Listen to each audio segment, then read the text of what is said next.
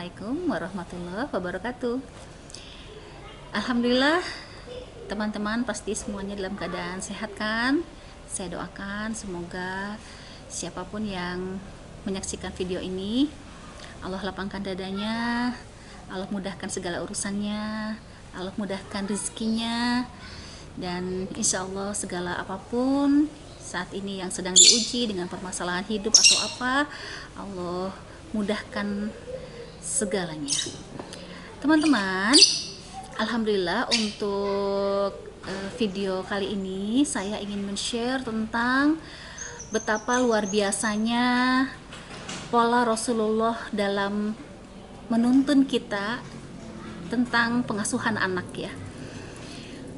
Karena saya sebagai seorang terapis yang sudah banyak menghadapi banyak klien-klien dengan berbagai permasalahannya, dari mulai mental, psikis, masalah fisik, masalah hati, atau gangguan jin atau apa pun, ternyata ada satu hal yang saya simpulkan bahwa betapa tuntunan Rasulullah dalam hal pengasuhan, terutama di 7 tahun pertama, Rasulullah menuntun kita untuk mengasuh anak-anak kita, memperlakukan anak-anak kita, bahwa perlakukanlah anakmu seperti seorang raja.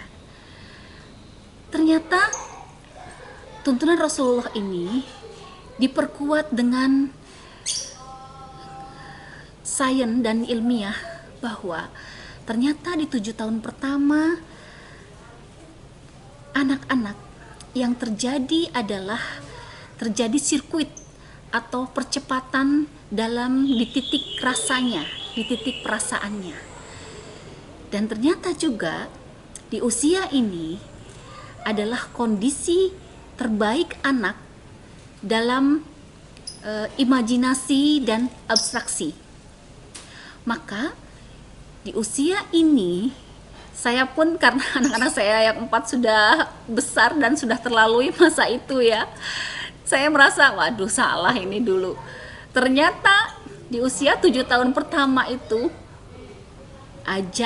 yang penting adalah ajari anak-anak bagaimana caranya bahagia. Karena yang sedang mengalami percepatan dan titik sirkuitnya itu adalah di titik rasa. Perkenalkan anak-anak kepada Tuhannya, perkenalkan ketauhidan di usia ini, karena ternyata usia ini adalah usia terbaik membuat anak-anak jatuh cinta kepada Tuhannya, membuat anak-anak merasakan kebahagiaan dekat dengan Allah. Perkenalkan kepada mereka seperti apa Allah, bagaimana Allah sangat kasih sayang, sangat Rahman dan Rahim kepada kita. Perkenalkan ciptaan-ciptaan Allah yang sangat luar biasa. Perkenalkan kepada anak-anak bagaimana Allah mengatur dan mengurus dunia ini, dan kehidupan kita ini sangat pas, proporsional, dan tidak ada celah sama sekali. Buat anak-anak jatuh cinta di usia ini, karena ini sangat mudah untuk anak terima di usia ini. Karena puncak abstraksi, puncak imajinasi, dan puncak rasa itu mengalami sirkuit di usia ini. Nah, ternyata betul sekali, dan saya rasakan sekali bahwa masalah-masalah yang terjadi pada diri anak dan juga orang dewasa itu salah satu penyebabnya adalah adanya ketidakmatangan dalam pengasuhan di usia 0 sampai 7 ini. Nah, ketika di usia ini kita menuntun anak-anak, mengasuh anak-anak dengan benar, yaitu lebih kepada titik rasanya dulu. Sementara kita selama ini kan kita pikir di usia segini katanya golden age untuk kognitif ya, memperkenalkan menghafalkan banyak nama-nama negara, nama bendera, mengajarkan berhitung, mengajarkan menulis. Masya Allah, itu ternyata itu kesalahan ya, karena titik kognitif itu nanti, bukan di usia ini. Di usia ini adalah perkenalkan dulu bagaimana caranya bahagia, agar dimanapun anak-anak berada dimanapun, dalam kondisi seperti apapun, anak-anak akan mengerti dan akan menemukan kebahagiaannya. Walaupun jauh dari kita, misalnya anak harus mondok dan sebagainya, mengapa mereka mudah untuk masukkan anak-anak ke dalam pondok? Salah satunya adalah karena adanya kematangan di usia ini. Nah, jika di usia ini matang, insya Allah akan memudahkan kita dalam mengasuhan di fase berikutnya. Karena ketika ini tidak matang, di mana tangki cintanya itu tidak terpenuhi di usia ini, anak-anak akan kesulitan mengalami masalah-masalah dalam menjalani kehidupannya di fase berikutnya. Karena secara psikologi modern, bisa dilihat di papan tulis mini ini yang lucu punya anak saya. Ini coba lihat di segitiga ini. Nah, segitiga yang atas ini adalah pikiran sadar yang ada di otak kiri. Segitiga yang bawah ini adalah pikiran bawah sadar. Kekuatan pikiran sadar hanya 12% dan kekuatan pikiran bawah sadar itu sampai 88%. Dan pada usia 0 sampai 7 tahun atau di 7 tahun pertama, di sini antara pikiran sadar dan pikiran sadar ada sebuah gerbang, namanya critical area atau critical factor boleh, atau gerbang bawah sadar boleh, istilahnya banyak ya. Nah, di sini ada sebuah gerbang namanya gerbang bawah sadar atau critical area, di mana fungsi dari otak kritisnya itu belum bekerja, dan pintu yang seharusnya membuka menutup ini pada usia 0 sampai 7 tahun ini belum berfungsi, jadi masih terbuka. Karena masih terbuka, maka segala informasi yang masuk ke dalam diri anak, baik yang dilihat, didengar, dirasakan, dialami, semuanya masuk ke dalam pikiran bawah sadar yang kekuatannya menjadi 88%.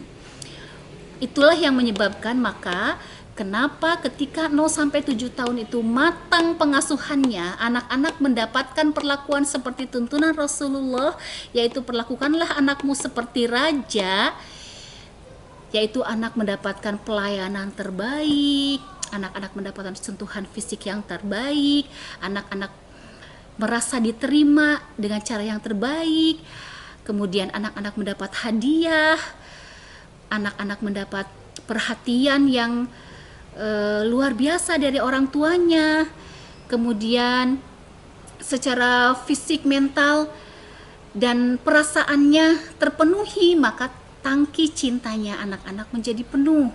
Ketika tangki cintanya penuh, di situ adalah menjadi modalitas dia dalam menjalani kehidupan selanjutnya. Dia akan mudah mencintai sesamanya, dia akan mudah memberikan kasih sayang karena di dalam tangki cinta sudah penuh dengan cinta dan kasih sayang dari orang tuanya. Dia akan sangat mudah memberikan empati kepada orang lain karena sudah penuh tangki cintanya dengan empati dari orang tua kepada dirinya. Dia mudah menghargai orang lain, dia mudah untuk melakukan segala kebaikan karena dia sudah menerima banyak kebaikan di usia yang sirkuit golden age tentang titik rasa itu adalah di usia 0 sampai 7. Titik karena anak-anak itu di usia ini sangat imajinatif, puncak imajinasinya ada di usia ini, puncak abstraksinya ada di usia ini, maka akan sangat mudah anak-anak menerima tentang cerita kita tentang seperti apa Allah itu.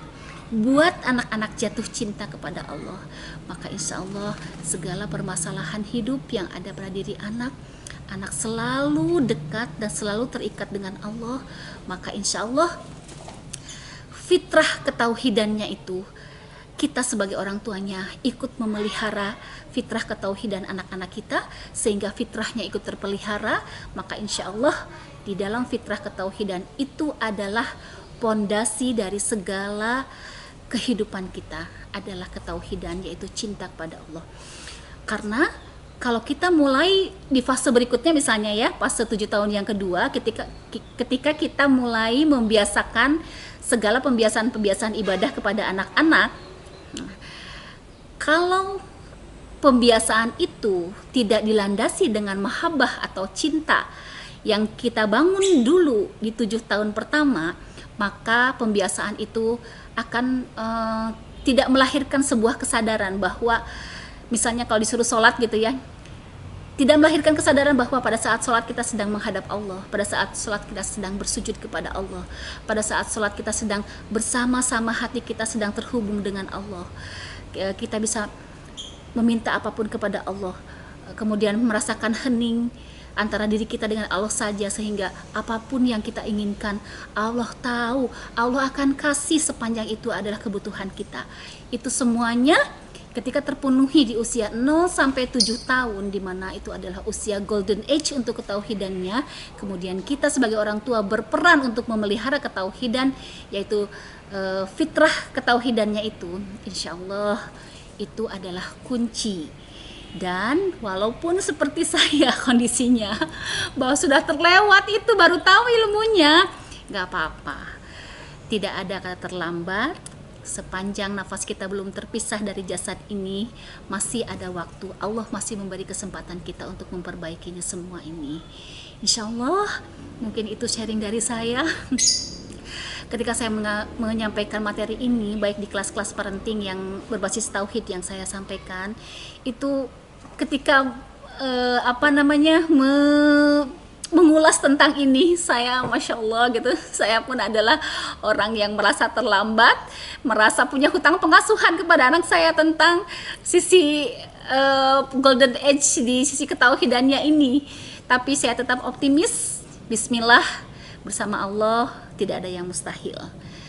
Selama Allah masih memberi kita nafas, insya Allah kesempatan itu akan selalu ada.